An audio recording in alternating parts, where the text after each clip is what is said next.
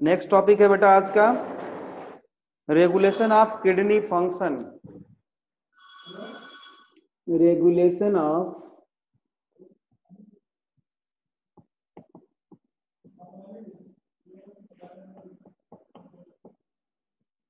Kidney function.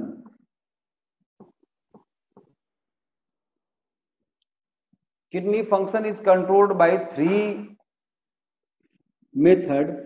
एक तो है बेटा एडीएच के through, anti diuretic hormone, and second one is रास, जिसको हम लोग पढ़ चुके हैं, और एक है एंटी नाइट्रियूरेटिक फैक्टर ANF। ठीक है, ठीक है। एडीएच, रास को आप इसको juxta glomerular apparatus, by juxta glomerular apparatus लिख सकते हो आप। ठीक है, तो नंबर 1 देखते हैं बेटा, एंटी डायूरेटिक हार्मोन, या इसी को बोलते हैं बेटा वैसोप्रेसिन। इसी हार्मोन को और क्या बोलते हैं बेटा? वैसोप्रेसिन। देखो, vaso means blood vessels, pressin means press करना, मतलब कंस्ट्रिक्ट करा देना बेटा, समझ रहे हो? मतलब डायमीटर को कंस्ट्रिक्ट करा देना, छोटा कर देना। ये हार्मोन है जो वेसल्स के डायमीटर को रिड्यूस करा देता है बेटा। मतलब ये क्या है? हाँ, नहीं डीसीटी के डायमीटर को नहीं, ब्लड वेसल्स में, ब्लड वेसल्स के डायमीटर को बेटा, जो डीसीटी के पास है, ऐसा बोल सकते हो। ठीक है, तो ये सिस्टम एक्चुअल में है क्या? पहली बात, मैंने कल डाईयूरेटिक बताया था कि डाईयूरेटिक सब्सटेंस किसको बोलते हैं? जो यूरिन फॉर्मेशन को बढ़ा दे। एंटी डाईयूरेटिक मतलब कि जो यूरिन फॉर्मेशन को रिड्यूस कर दे, वॉल्यूम को रिड्यूस कर दे।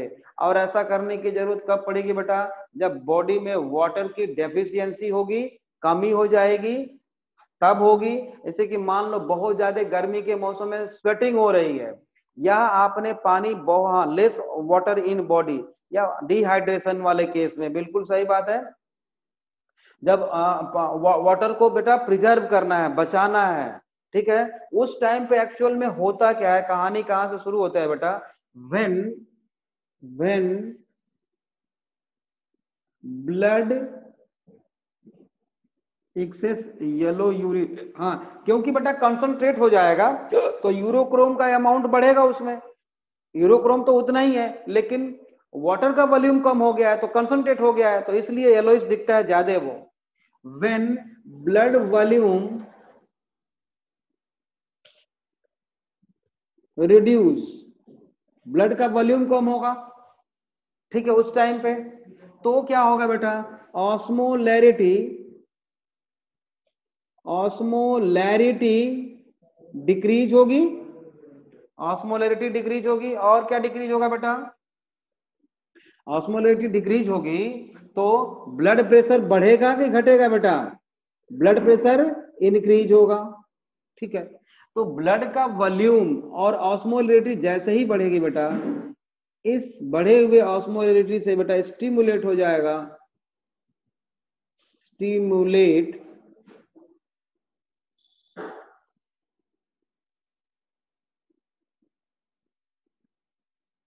हाइपोथैलेमस। ये जो पोर्शन देख रहे हो बेटा, ये क्या है? हाइपोथैलेमस। ठीक है, हाइपोथैलेमस के सेल्स बेटा न्यूरो सेक्रेटरी हैं। इन सेल्स को क्या बोलते हैं? Neuro secretary. अब हम लास्ट चैप्टर में पढ़ेंगे बेटा कि ये जो पिट्यूटरी ग्लैंड है, इसके कितने पार्ट हैं और इसका और अरेंजमेंट क्या है, यहाँ पे हम थोड़ा सा बता रहे हैं। इसको बोलते हैं बेटा anterior lobe of pituitary gland, anterior lobe of pituitary gland.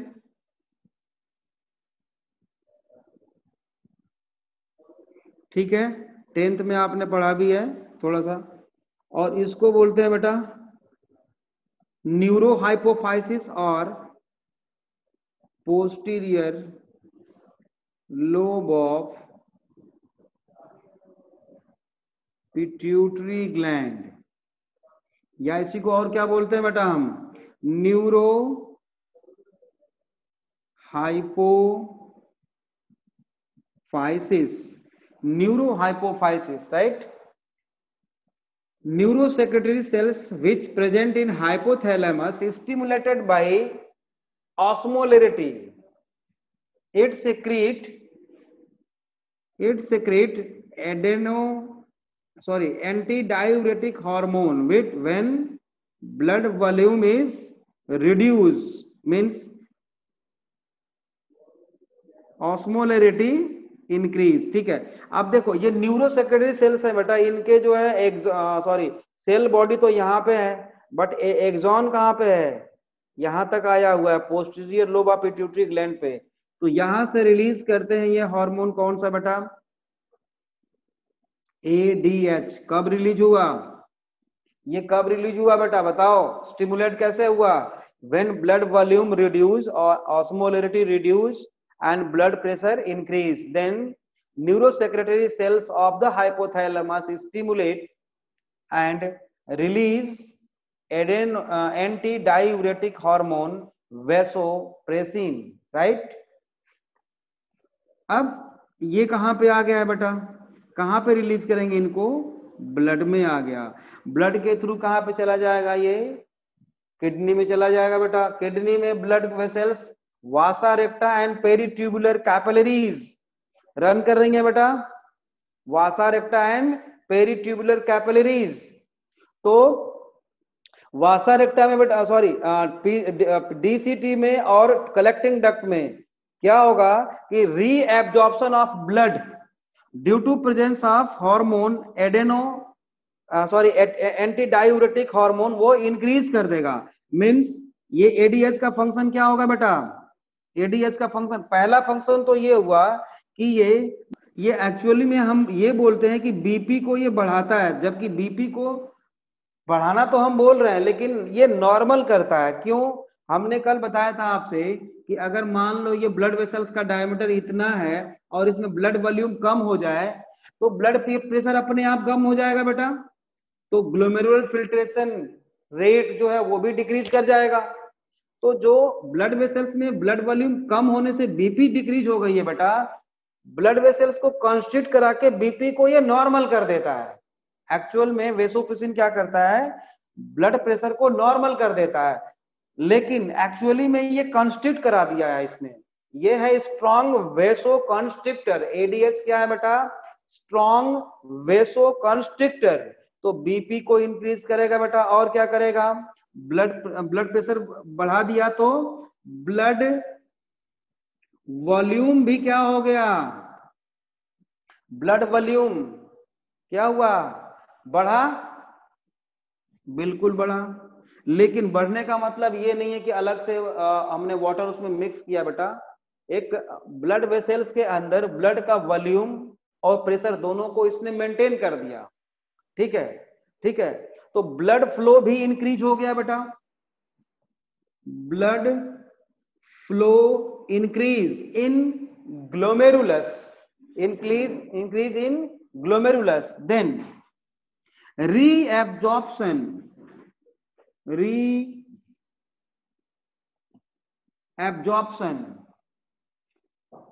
को भी इसने बढ़ा दिया। कहां पे, in part of tubules, increase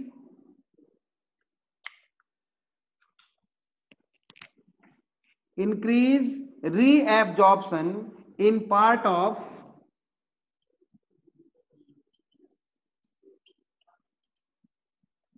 tubules from the blood vessels, from the tubules to blood vessels। Rate of reabsorption को इसने बढ़ा दिया, ब्लड प्रेशर को मेंटेन कर दिया, जिससे कि ब्लड वॉल्यूम बढ़ गया। समझ रहे हो, बढ़ क्या गया मतलब मेंटेन हो गया। ब्लड फ्लो बढ़ गया तो रेट ऑफ फिल्ट्रेशन भी बढ़ गया बेटा। ठीक है, तो टॉक्सिकेंट बाहर निकलने लगेंगे। ठीक है, और क्या किया इसने, मेंटेन कर दिया ऑस्मोलैरिटी को, मेंटेन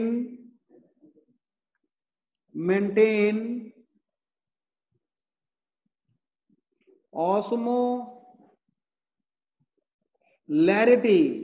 कितना, अप टू कितना मेंटेन करेगा ब्लड के ऑस्मोलैरिटी को, ऑस्मोलैरिटी ब्लड की बढ़ी थी, मेंटेन करने का मतलब कितना, कितना करेगा बोलो, कितना करेगा, कहां तक लाना है, नॉर्मल, नॉर्मल क्या होता है, ब्लड की ऑस्मोलैरिटी कितनी होनी चाहिए, नहीं बता,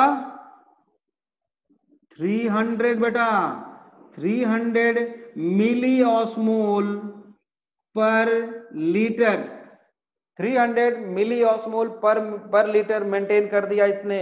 याद रखना एडीएच या वेसोप्रेसिन ये स्ट्रॉन्ग वेसो कॉन्स्ट्रिक्टर है, वेसो कॉन्स्ट्रिक्टर है, तो बीपी को बढ़ा दिया।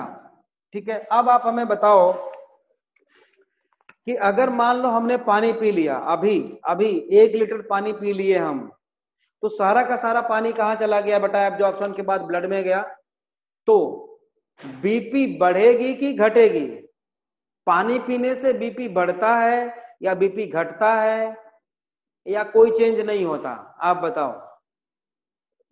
पानी पीने, मान लो जो बीपी का पेशेंट है, जो बीपी का पेशेंट है बेटा, उसको पानी पीना चाहिए ज्यादा या कम पीना चाहिए, ऐसा बताओ आप लोग, पानी ज्यादा पीने से बीपी बढ़ेगा या घटेगा, ये बताओ, पानी ज्यादा पीने से बीपी बढ़ेगा या घटेगा, अभी मान लो हमने अभी पानी पी लिया तो बीपी बढ़ जाएगा या घटेगा या उतना ही रहेगा, जैसे ही हम पानी पीते हैं बेटा ब्लड में अगर जाएगा वाटर तो ब्लड का वॉल्यूम बढ़ेगा, तो ब्लड का वॉल्यूम बढ़ेगा तो इसका सेक्रेशन बंद हो जाएगा, इसका सेक्रेशन बंद होने का मतलब कि ये वेसो कंस्ट्रिक्टर है, मतलब कि ब्लड वेसल्स के डायमीटर जो कंस्ट्रिक्ट हो रहा था अब रिलैक्स हो जाएगा, मतलब बीपी नॉर्मल हो जाएगी। तो नॉर्मल बीपी को नॉर्मल करने के लिए बेटा पानी पीना खूब बहुत जरूरी है।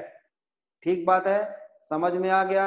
अब सुनो, गर्मी के मौसम में क्या करते हैं लोग, जो जो जो चाय नहीं पीते हैं बेटा वो तो बहुत अच्छा करते हैं, समझ रहे हो, चाय नहीं पीना चाहिए, अगर जो नहीं पीते हैं तो ठीक है, अच्छी बात है, ऐसे बहुत सारा नुकसान भी है कुछ फायदा भी है। देखो चाय होता है बेटा डाईयूरेटिक, डाईयूरेटिक का मतलब क्या है कि अगर ये वेसो कंस्ट्रिक्टर है तो वो वेसो डायलेटर होगा, क्या ये वेसो कंस्ट्रिक्टर है तो वेसो डायलेटर होगा, नहीं, डायलेटर की बात तो छोड़ दो होगा या नहीं होगा, ये एंटी डाईयूरेटिक है, मतलब यूरिन को कंसंट्रेट बनाता है, तो वो डाईयूरेटिक क्या करेगा, ब्लड के सॉरी यूरिन के वॉल्यूम को बढ़ाएगा, ये यूरिन को कंसंट्रेट करता है, तो डाईयूरेटिक क्या करेगा बेटा, डाइल्यूट करेगा, मतलब चाय अगर हम पीते हैं उसमें कैफीन होती है, वो यूरिन को डाइल्यूट करेगा, मतलब यूरिन सिंथेसिस को बढ़ा देगा बेटा, यूरिन फॉर्मेशन को बढ़ा देगा, मतलब अगर हम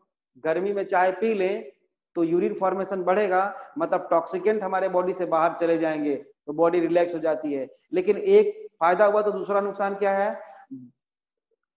वाटर की डेफिशिएंसी हो सकती है, तो इससे बचने के लिए क्या करें, फिर चाय पीने के लिए पहले पानी पी लो, 1 गिलास 2 गिलास पानी पी लो, फिर मेंटेन कर लेगा वो, बात समझ में आ गई। इसीलिए जो लोग पानी पी के चाय पीते हैं वो ठीक करते हैं, है ना, नहीं तो फिर डिहाइड्रेशन की प्रॉब्लम हो सकती है, समझ में आ गया होगा आप लोगों को।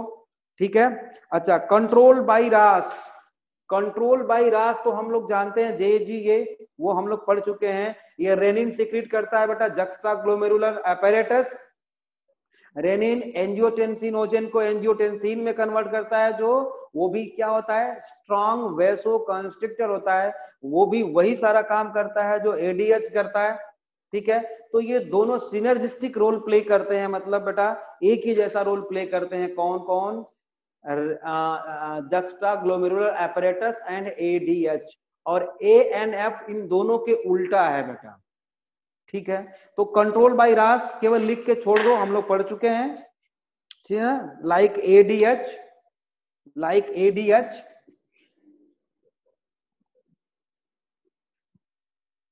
समझ में आ गया।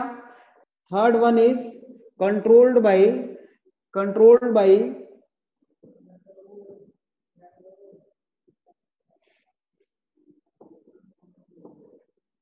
नेट्री यूरेटिक फैक्टर ANF। ठीक है, ये क्या है बेटा, अपोजिट टू रास, रास के उल्टा होता है ना, एंड ADH, दोनों के उल्टा है ये। एक सेकेंड, अपोजिट टू रास एंड ADH। और जो एक्चुअल में जो ANF है बेटा, ANF ये है एक पेप्टाइड हार्मोन, एक पेप्टाइड हार्मोन होता है। होता क्या है इसमें बेटा, मान लो कि ये हार्ट है,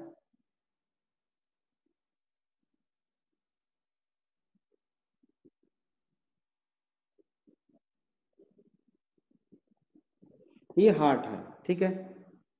तो ये दोनों जो एट्रिया हैं, इधर से भी ब्लड आता है लंग से, और ये फ्रॉम वेना केवा यहाँ पे ब्लड आता है, ठीक है, यहाँ पे ब्लड आता है। तो मान लो रास मतलब JGA जक्स्टा ग्लोमेरुलर apparatus और से जो रेनिन सिक्रीट होता है, मतलब रेनिन, एल्डोस्टेरॉन और ADH, इन सभी ने मिलके किया क्या है बेटा, ब्लड वॉल्यूम को बढ़ाने के चक्कर में इन्होंने BP को बढ़ाने के चक्कर में कॉन्स्ट्रिक्ट करा दिया है वेसल्स को। तो प्रेशर बढ़ गया है बहुत ज्यादा। जब ब्लड का प्रेशर बढ़ेगा बेटा, आर्टरीज का के वेसल्स को, मतलब ब्लड वेसल्स को कॉन्स्ट्रिक्ट करा दिया है, तो ब्लड का प्रेशर इतना बढ़ गया, बढ़ता गया बढ़ता गया बढ़ता गया, तो इसमें ब्लड का फ्लो भी बढ़ जाएगा, दोनों एट्रिया में ब्लड का फ्लो बढ़ेगा। अब नॉर्मल से ज्यादा हो गया अगर, तो हार्ट को प्रॉब्लम होगी फिर। तो अपने को बचाने के लिए बेटा इसके पास एक सिस्टम होता है ना, when blood flow increase in atria, then ANF, which peptide hormone secreted by wall of atria। जैसे कि ब्लड फ्लो बढ़ेगा बेटा, तो इसके वॉल पे प्रेशर बढ़ेगा, एट्रिया के वॉल पे प्रेशर बढ़ेगा। जैसे ही एक नॉर्मल से ज्यादा प्रेशर बढ़ेगा बेटा, वहां से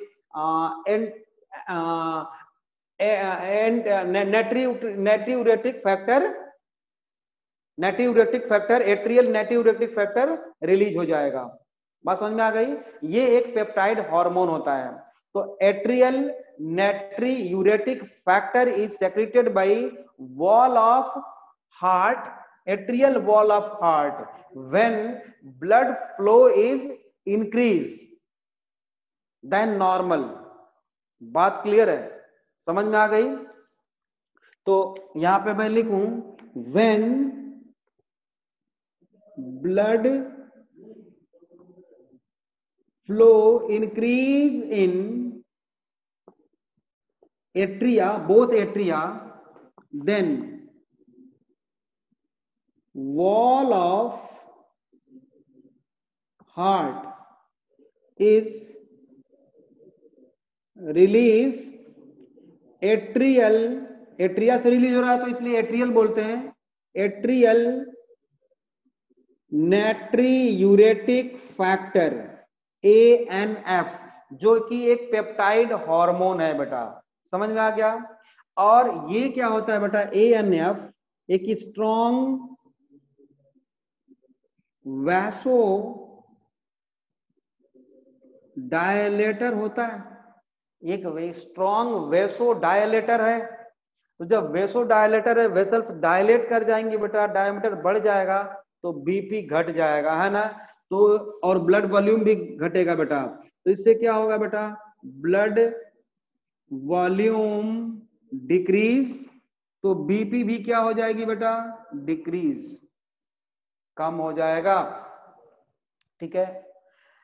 और क्या करेगा ये बेटा, ये जो ANF है ये रेनिन के सेक्रेशन को भी कम करा देता है,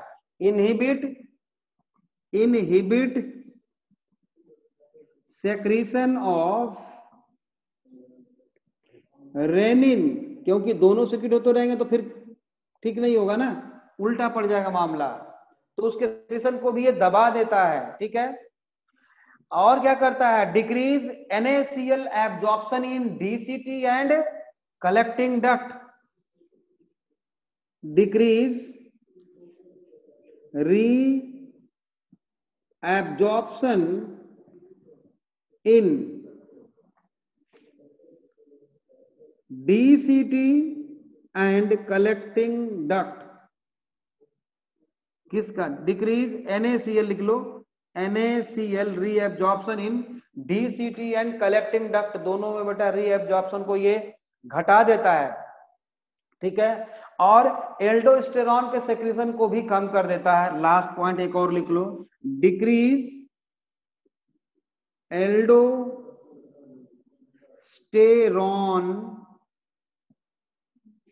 सेक्रेशन, एल्डोस्टेरॉन के सेक्रेशन को भी बेटा ये कम कर देता है। तो इतने सारे फंक्शन है किसके, ANF के। तो ब्लड के फोर्स को, फ्लो को बेटा, और ब्लड प्रेशर को ये मेंटेन कर लेता है। तो देखो हमारे बॉडी में ऑटोमेटिक दोनों सिस्टम लगा हुआ है, ब्लड प्रेशर अगर डाउन है तो उसको बढ़ाने का सिस्टम लगा हुआ है, और बढ़ा हुआ हो तो उसको घटाने का भी सिस्टम लगा हुआ है। समझ रहे हो, ऑटोमेटिक सिस्टम है, ऐसा समझ लो आप लोग। तो इस तरह से किडनी के फंक्शन को 3 तरह से कंट्रोल किया जाता है। एक तो ANF के द्वारा, ANF atrial natriuretic factor, atrial natriuretic factor. ठीक है, और ADH, यहां पे मैं एट्रियल लिखना भूल गया हूं, यहां पे मैं एट्रियल छूट गया था, atrial natriuretic factor, ADH, renin, aldosterone. समझ में आ गया, सबको समझ में आ गया बच्चों, यहां तक क्लियर है कि कोई प्रॉब्लम है किसी को, बोलो। समझ में आ गया, ऐसा नो लिखो फटाफट, नो लिखो या एस लिखो, जल्दी करो।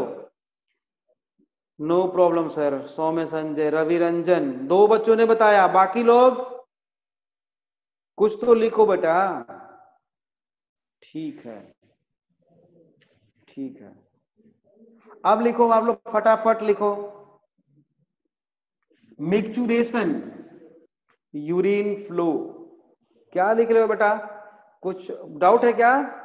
मिक्चुरेशन, यूरिन फ्लो, बहुत बढ़िया, ठीक है, ठीक है, ठीक ठीक। नेक्स्ट हेडिंग दो,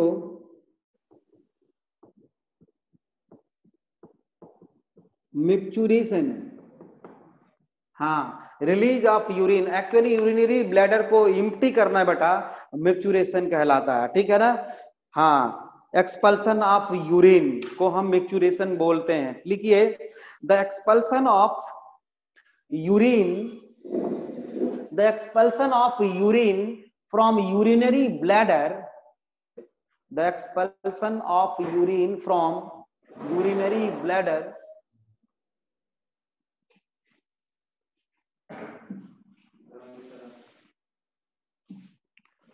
the expulsion of urine from urinary bladder is called micturition, is called micturition,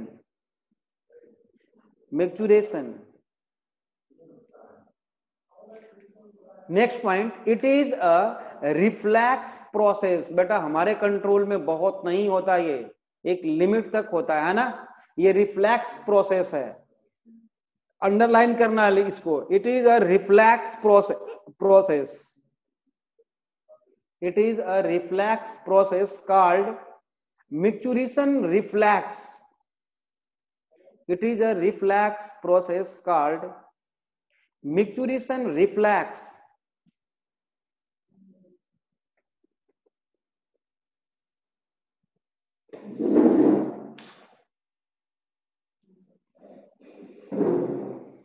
चलो, now control of micturition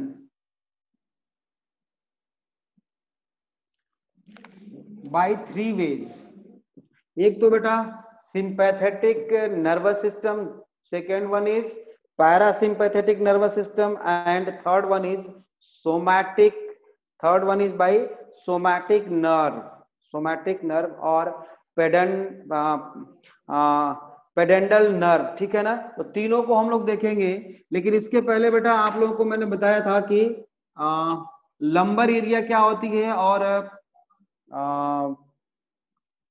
thoracic area क्या होती है। तो thoracic vertebra and lumbar vertebra, ठीक है, ये आप लोगों को पहले से पता है बेटा। तो वर्टिब्रा के अंदर बेटा कॉन्टिन्यूअस स्पाइनल कॉर्ड है, आपको पता हो तो। वर्टिब्रा के अंदर क्या है बेटा, डोर बंद कर दो बेटा। वर्टिब्रा के अंदर क्या है कि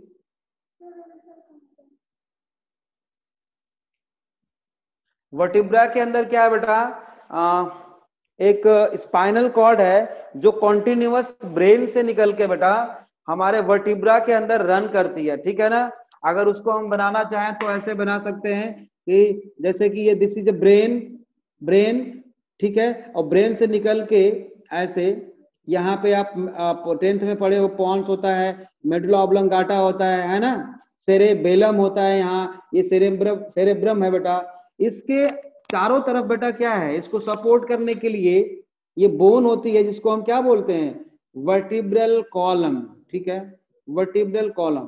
तो यहां से जो नर्व्स अराइज होती हैं बेटा उसको हम क्या बोलते हैं, स्पाइनल नर्व, और इसको बोलते हैं स्पाइनल कॉर्ड। जो बेटा वो है न्यूरल ट्यूब है बेटा, उसको हम क्या बोलते हैं, स्पाइनल कॉर्ड, राइट। और स्पाइनल कॉर्ड से जो नर्व एराइज होती है उसको हम बोलते हैं स्पाइनल नर्व। तो वो नर्व जहां से निकलती है बेटा उसको वर्टिब्रा के नाम से ही हम जानते हैं। जैसे कि वर्टिब्रा को कैसे किस नाम से जानते हैं, C1, C2, C3, C4, C5, C6, C7, ऐसे ही बेटा C7। अगर वर्टिब्रा का फॉर्मूला लिखे हम वर्टिब्रल कॉलम का, तो C7, उसके बाद क्या लिखेंगे, लिखो तो, मैंने आपको फॉर्मूला बता रखा है पहले का, बोलो, लिखो लिखो। C7 के बाद क्या लिखेंगे, बोलो। C7 के बाद क्या लिखेंगे, T,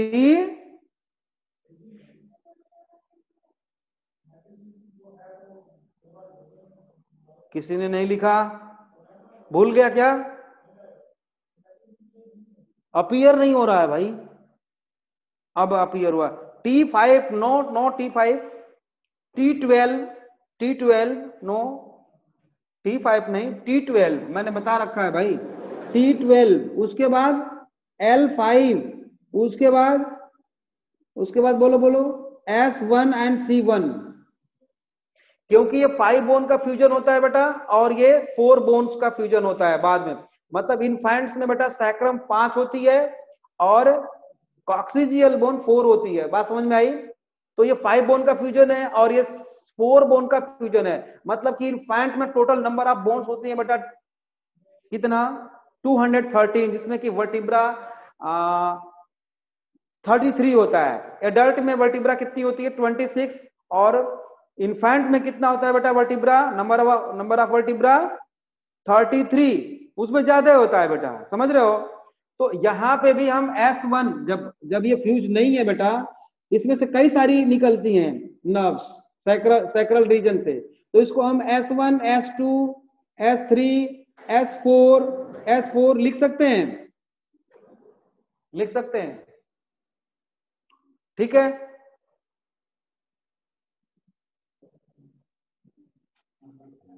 समझ में बात आई।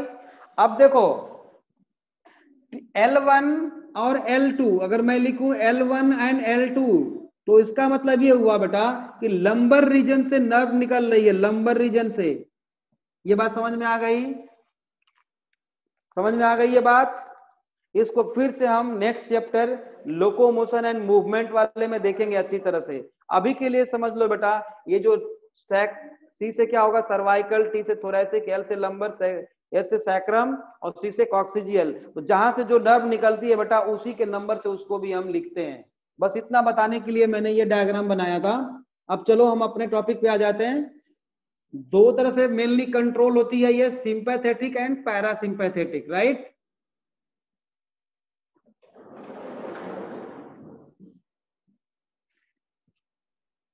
तो फर्स्ट वन इज सिंपैथेटिक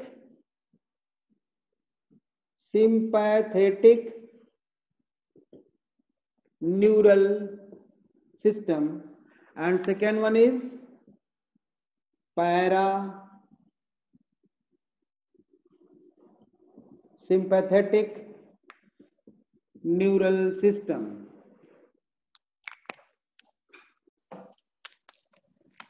मान लो बेटा ये है यूरिनरी ब्लैडर,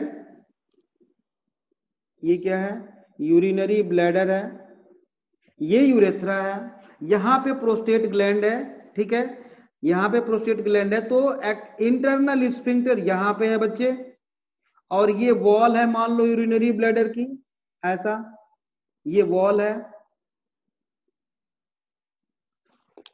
तो ये है इंटरनल स्फिंक्टर, हम लोग पढ़ चुके हैं पहले से, और ये है एक्सटर्नल स्फिंक्टर, ये क्या है, इंटरनल स्फिंक्टर, और ये क्या है बेटा, एक्सटर्नल स्फिंक्टर, राइट, ठीक है। ये वॉलेंट्री है बेटा, ये स्केलेटल मसल्स का बना हुआ है, इसका स्ट्रक्चर हम लोग पहले ही पढ़ चुके हैं, और ये स्मूथ मसल्स का बना हुआ है जो हमारे कंट्रोल में बिल्कुल भी नहीं है, ये हमारे कंट्रोल में है, लेकिन कैसे और कहां तक ये भी हमें देखना है, ठीक है। ये wall of the urinary bladder है बेटा, इस ये किसका बना हुआ है, डेट्रूसर मसल्स का, जो हम पहले ही बता चुके हैं, आप लोगों को पता है, ठीक है, डेट्रूसर मसल्स का बना हुआ है बेटा। डेट्रूसर मसल्स में बेटा स्ट्रेच रिसेप्टर्स होते हैं, स्ट्रेच रिसेप्टर्स,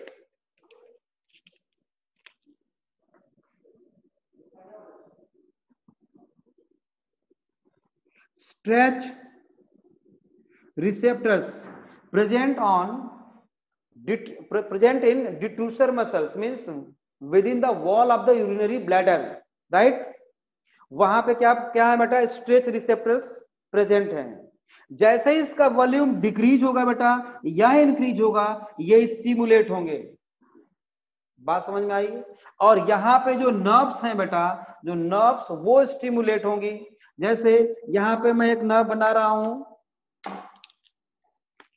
देखो ऐसे, ये एक नर्व हो गई, यहां पे स्ट्रेस रिसेप्टर्स हैं, ये जब स्टिमुलेट होंगे बेटा तो इसको स्टिमुलेट करेंगे और मैसेज ऐसे भेज दिया जाएगा, मतलब क्या है, ये सेंसरी नर्व्स हैं, और एक नर्व यहां पे है बेटा, कहां पे, इंटरनल स्फिंक्टर में, ये दोनों ने मिलके यहां बाहर आके यूरिनरी ब्लैडर के ऐसे एक गैंग्लिया में आके अटैच हो जाती हैं। अब गैंग्लिया आप लोग को बाद में मैं बताऊंगा, और ये ऐसे नर्व निकली, और यहाँ पे इसको हम लोग बोलते हैं बेटा मेजेंटेरिक या inferior mesenteric ganglia, inferior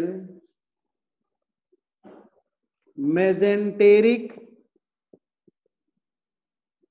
ganglia, और इस नर्व को बोलते हैं बेटा गैंग्लियोनिक नर्व, इस नर्व को बोलते हैं हम गैंग्लियोनिक नर्व, गैंग्लियोनिक नर्व, ठीक है। ये मैसेज को कहां पे लेके जाती है बेटा, L1 एंड L2 ऑफ spinal nerve, L1 and L2 ऑफ स्पाइनल नर्व। मान लो बेटा ये है L1 part of the spinal cord, this is L1 part of the spinal cord and this is L2 part of the spinal cord, मतलब यहां से L1 नर्व निकल रही है और यहां से L2 नर्व निकल रही है बेटा, ये स्पाइनल कॉर्ड है, ऐसे, बात समझ में आ गई, समझ में आ गई ये बात। अब देखो जैसे मान लो थोड़ा थोड़ा यूरिनरी मैंने यहाँ पे दिखाया नहीं है, ये है क्या है, आप लोग बता सकते हो, ये कौन सी डक्ट मैंने बना दी, यूरेटर, ठीक है, यूरेटर से यूरिन कहाँ पे आएगा बेटा, यूरिनरी ब्लैडर में आके धीरे धीरे फील होने लगेगा।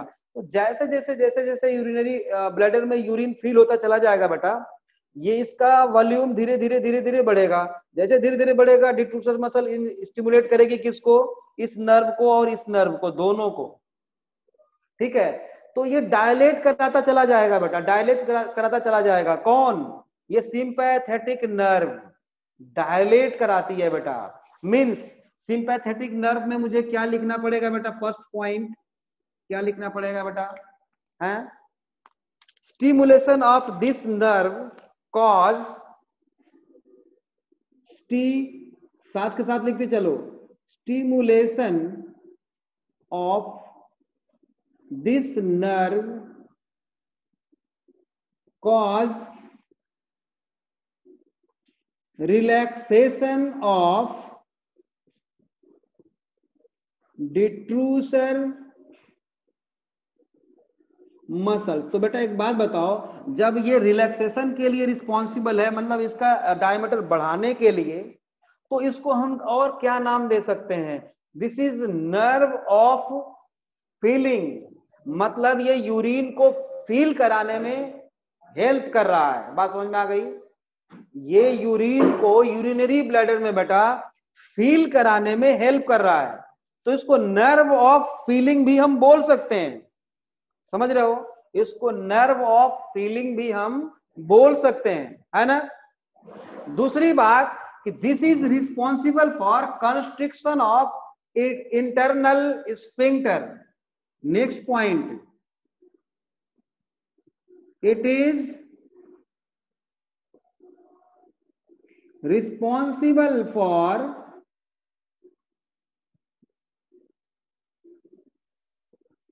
constriction of internal sphincter। देखो ध्यान से, मतलब बेटा सिंपैथेटिक नर्वस सिस्टम क्या करता है, L1 और L2 जो नर्व्स हैं, जिसको हम बोलते हैं बेटा गैंग्लियोनिक नर्व।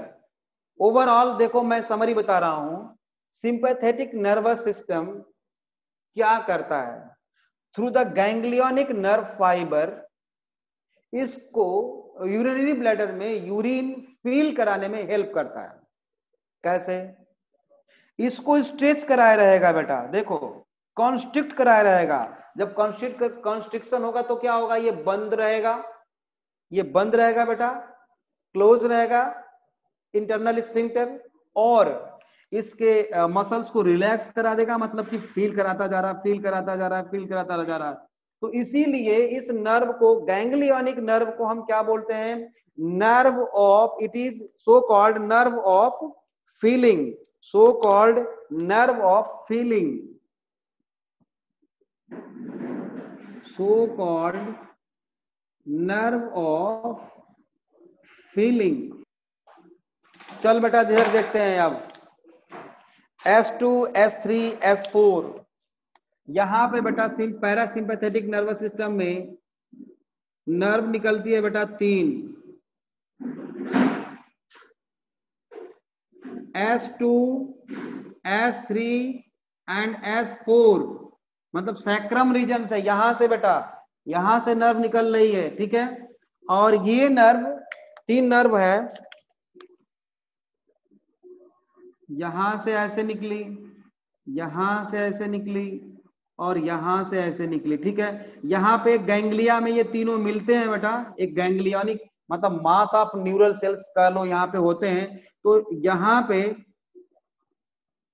ऐसे यूरिनरी ब्लैडर से 2 नर्व जा रही हैं बेटा, और एक जा रही है इंटरनल स्फिंक्टर से, देख रहे हो, इंटरनल स्फिंक्टर से ये भी जुड़ा हुआ है, और यूरिनरी ब्लैडर से भी ये जुड़ा हुआ है, लेकिन 3 नर्व है। इस नर्व को हम बोलते हैं बेटा पेल्विक नर्व, इसको क्या बोलते हैं हम, पेल्विक नर्व बोलते हैं बेटा, पेल्विक नर्व बोलते हैं, ठीक है, पेल्विक नर्व। इसका फंक्शन लिख लिया जाए पैरासिम्पैथेटिक का,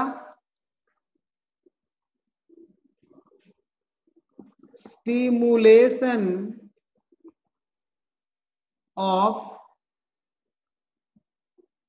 दिस नर्व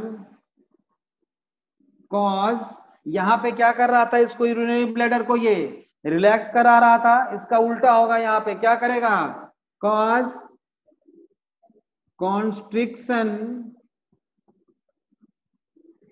ऑफ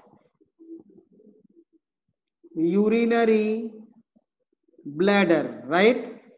और क्या करेगा, ये इंटरनल स्फिंक्टर को कॉन्स्ट्रिक्ट करा रहा था, तो ये करा दे, क्या करा देगा बेटा, रिलैक्स।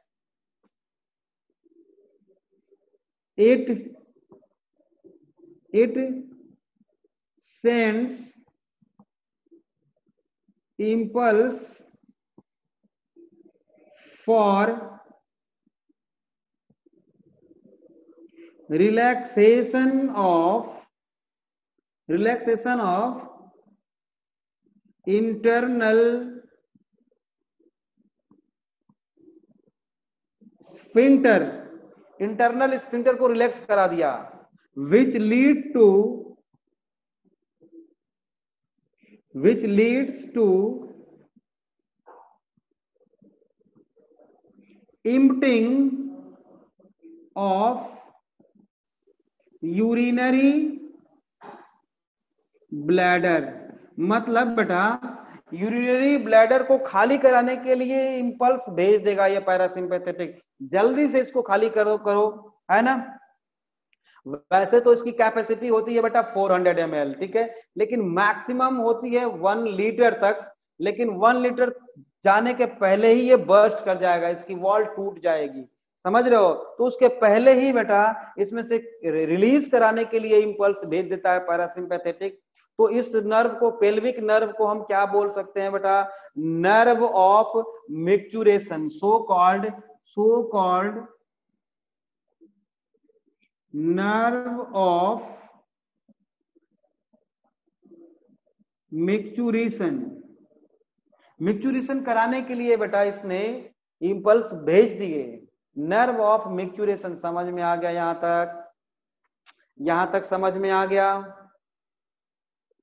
समझ में आया, हाँ या ना, बताओ तो भाई कुछ।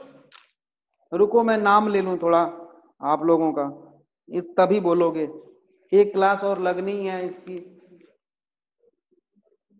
क्रिस्टल क्लियर, रवि रंजन, और ये बच्चे बोलने वाले हैं नहीं, रवि रंजन, ठीक है बेटा। अंकित कुमार, अंकित, विशेष, अनुभव, अर्णव, आयुष, ज्योतिरादित्य, लवित शर्मा, पर्व गर्ग, सौम्य संजय, अंकित राठी, आयुष, मोहित एंड नवदीप। बोलो आप लोग, बोलो फिर से, समझ में आया यहां तक? सर नो, बोलो, बोलो तो आज फोन जाएगा घर पे, बोलो बोलो। नेटवर्क, ज्योतिरादित्य, हाँ ठीक है, समझ में आ गया, यस। रवि रंजन, ठीक है। और लोग क्या कर रहे हैं बैठे बैठे, क्या कर रहे हो? रवि रंजन फोन,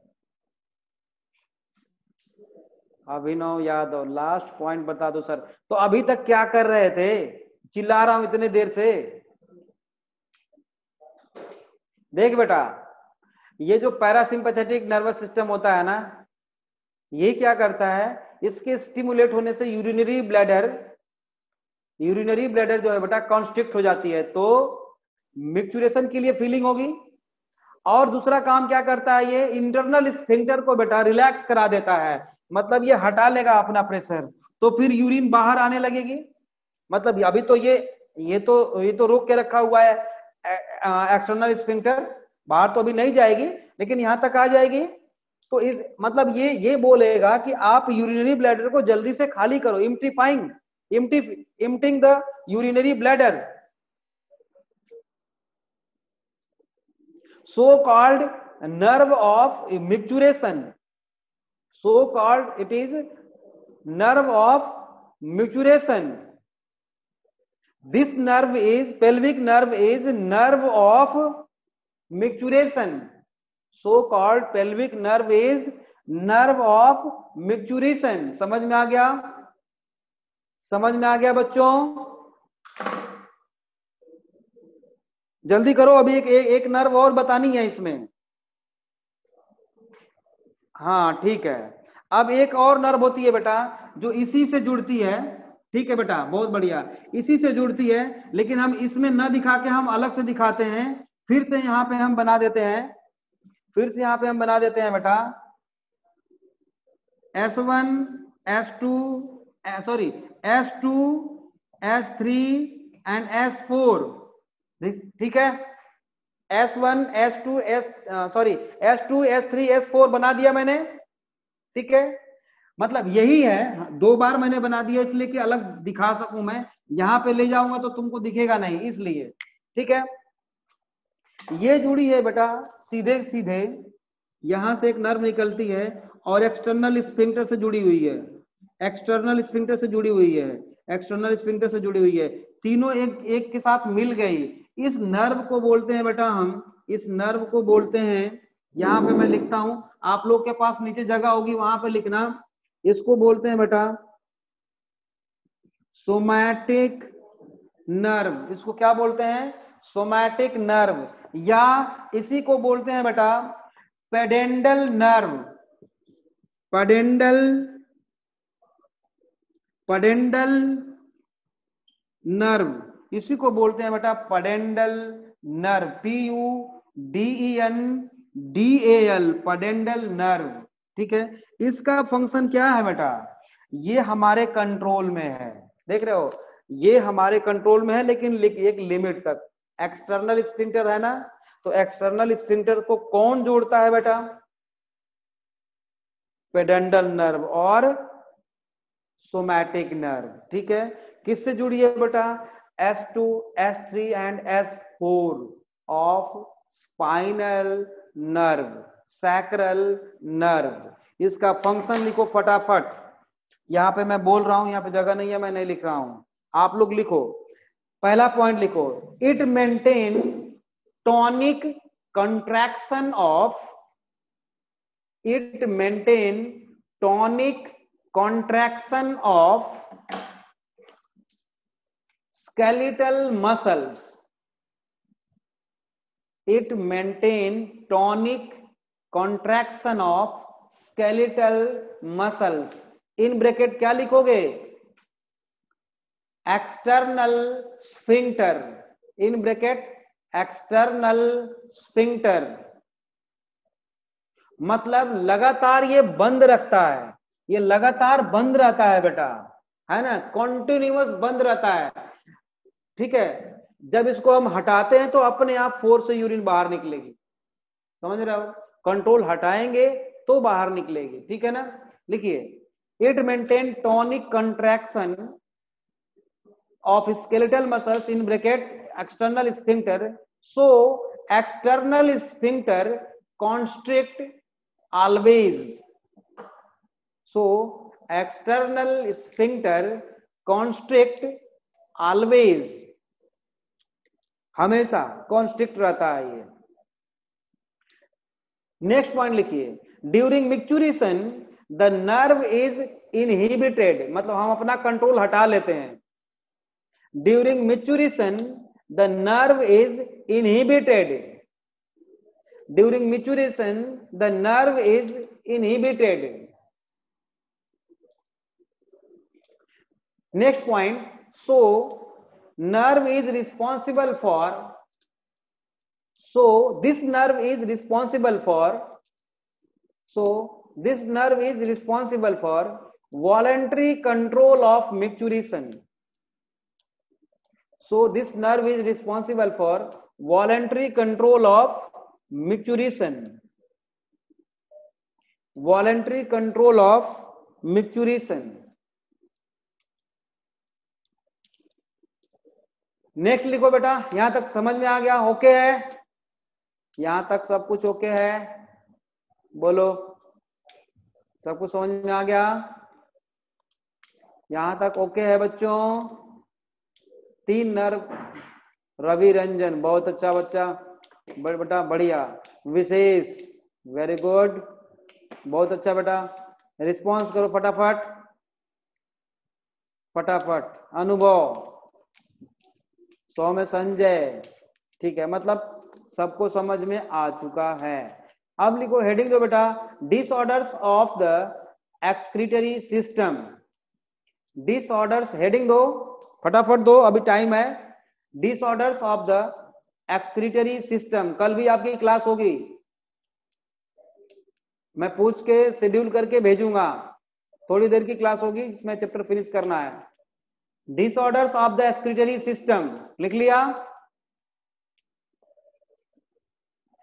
ठीक है। पहला लिखो, पाइएलोनेफ्राइटिस डिजीज का नाम, नंबर 1 डिजीज लिखो बेटा, पाइएलोनेफ्राइटिस। पाइएलोनेफ्राइटिस पहला डिजीज लिखो। इसमें लिखो, एक्चुअल में पेल्विस और मेडुलरी रीजन में इन्फ्लामेशन मतलब सूजन, स्वेलिंग को हम बोलते हैं बेटा पाइएलोनेफ्राइटिस, राइट। तो लिखिए, और ये बैक्टीरिया के कारण हो सकता है ना, वो बैक्टीरिया जो यूरेटर से होते हुए ऊपर तक चला गया है, ठीक बात है। तो लिखिए, इन्फ्लामेशन है, लिखो इसमें, it is an inflammation of pelvis and medullary tissue. It is inflammation of pelvis and medullary tissue. एक डिजीज तो कम से कम खत्म करो आज, ताकि कल खत्म हो सके आराम से। It is inflammation मतलब swelling of pelvis and medullary tissue. Next point, usually caused by bacteria, usually caused by bacteria that reach the kidney, that reach the kidney by way of urethra and ureter, by the way of urethra and ureter.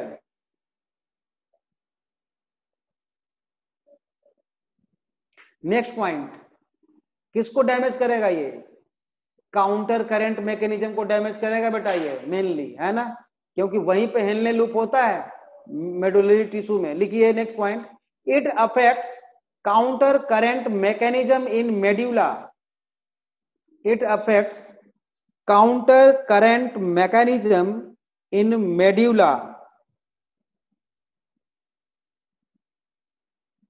Next point,